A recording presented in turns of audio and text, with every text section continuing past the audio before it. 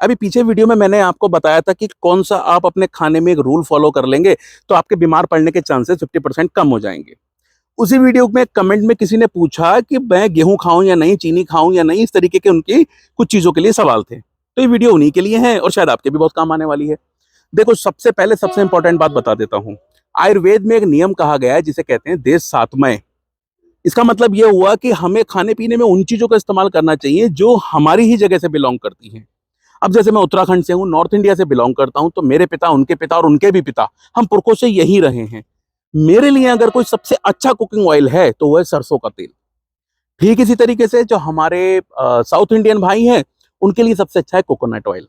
ठीक, तो पहली चीज ये कि जो चीज आपकी जमीन से जुड़ी हुई है, आपके पुरखों जिसका सेवन करते आए, आप उसका इस्तेमाल कीजिए।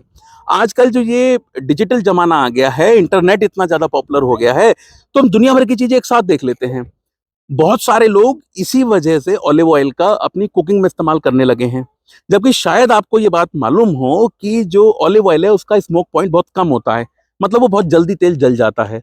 और जब हम अपना खाना बनाते हैं तो उसे छौंकते हैं, जिसमें खाने को हम तेल को बहुत ज्यादा गर्म करते हैं।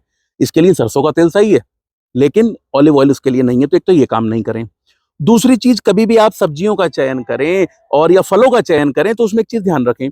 मार्केट में मिलने वाली सबसे सस्ती और सबसे सस्ते फल और सब्जियों का इस्तेमाल करना है।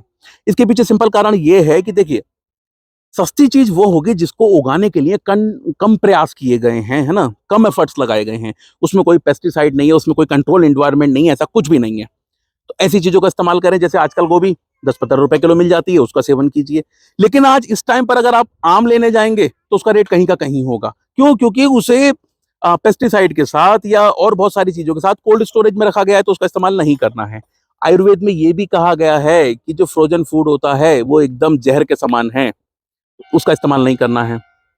तीसरी चीज आप एक और कर सकते हैं। देखिए, किसी भी पैक्ड फूड जो होता है उसका इस्तेमाल ना करें। प्रोसेस्ड फूड जो होता है उसका इस्तेमाल नहीं करें। जहां तक इस्तेमाल करें तो रॉ का करें। गेहूं भी इस्तेमाल करें तो बिना छाने करें, उसके चोकर के साथ करें।